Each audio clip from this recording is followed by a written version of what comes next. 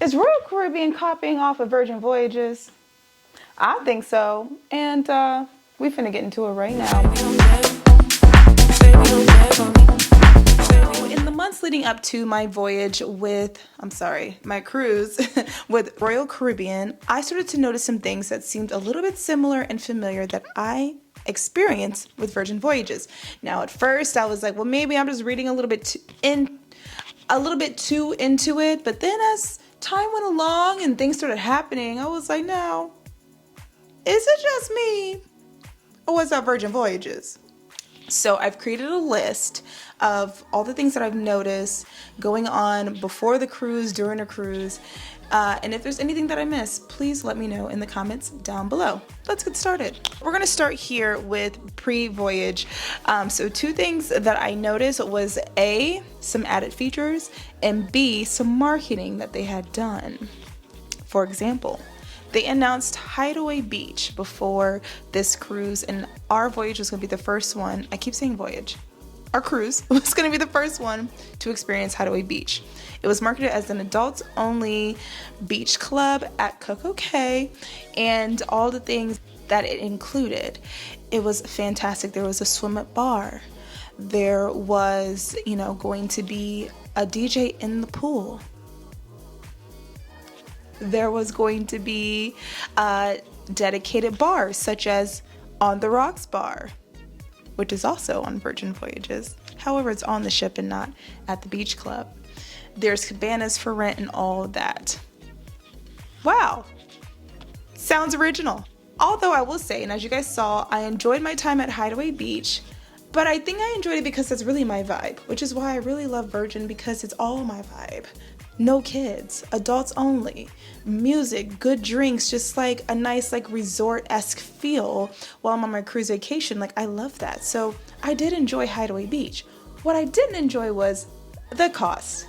It cost Christina and I almost $100 per person. It was $78.99 before tax. After tax, it was at about $10 to that. And the regular price was $99 for our not voyage, for our cruise. I will say that I have heard that for other cruises, that price is as low as $39. I don't know nothing about that because it wasn't on my cruise. And I do not love the sliding scale of prices because that's not fair.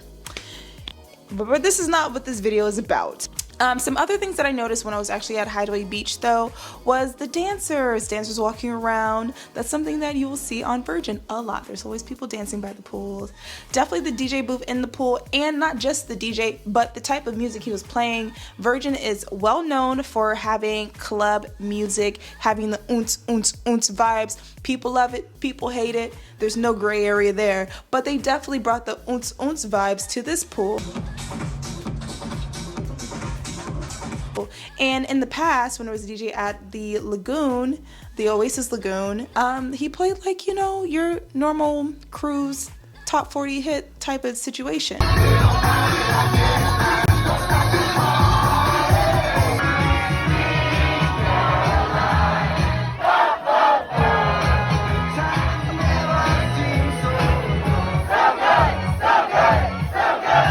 So I thought it was interesting that the music made a turn for the oonce oonce. You know what I'm saying?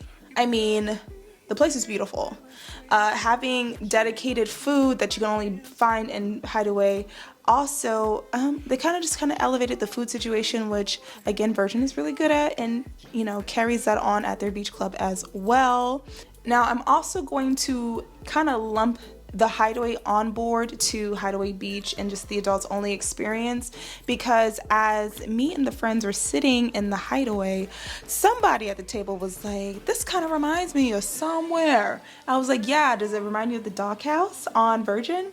Now, to be fair, the coloring isn't the same. However, the 50s kind of Mad Men kind of turn of the century motif was definitely present in the Hideaway.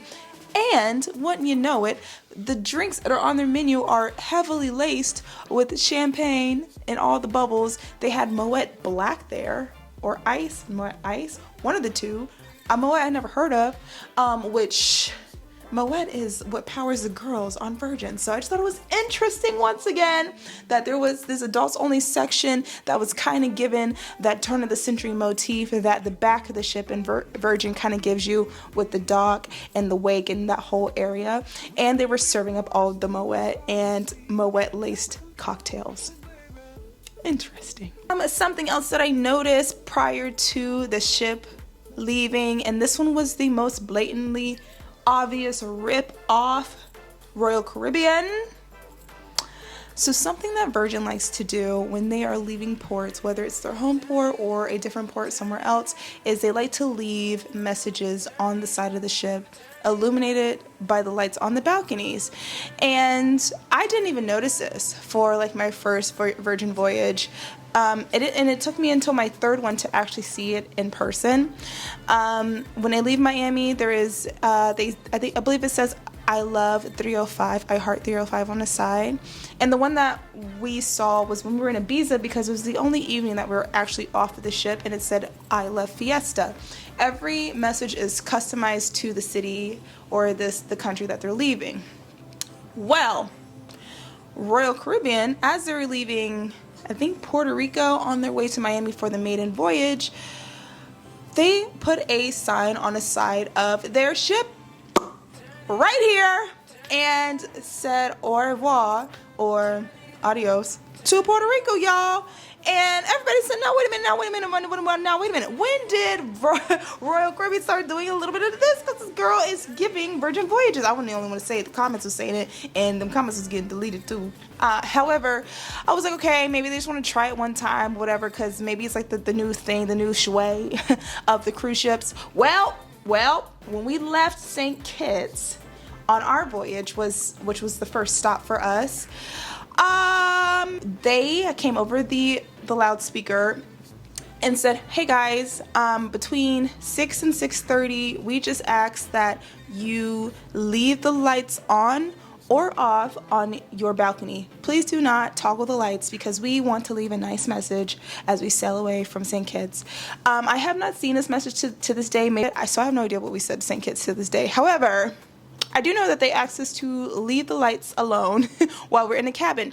Now, I'm pointing that out because Virgin Voyages does this flawlessly every single time they do this message, and they have never once come over the intercom to tell people to leave your balcony alone, which tells me that it's just built into their system to be able to toggle the lights and overwrite whatever we're doing in the room, whereas Royal Caribbean doesn't have that system, and they have to manually turn these lights on and off, and we can interrupt that by turning them off or on, opposite of what they want them to be in your cabin. And one cabin can screw the whole thing up. So I don't know if it was just made for y'all or not, but y'all are doing it, so okay. I can sense that you're like probably watching this video, and especially you loyal to Royal people are probably like, girl, you're a hater, anybody can do that. Woo. All right, okay, that's fair. Let's keep going. So let's talk about the cabins. So the cabins are very different. Virgin Voyages has their own cabin design going on in there. No one can touch that. Very, very untouchable, very unshakable. It's very unique. Well, until now. So a lot of the cruise ships, Carnival, everybody is moving into this modern look. Celebrity, like everybody wants like clean lines, fresh white colors, like the whole thing. And I love that. I respect that, because back in the day, cruises were just kind of delightfully corny. I like that. I like the like really gaudy decor you'll find on like a early 2000s Carnival ship. It's just kind of fun and campy to me. I don't give them a hard time about that decor. However, it's nice to have like a yacht experience on Virgin. It's nice to have something different. So either way, I'm cool.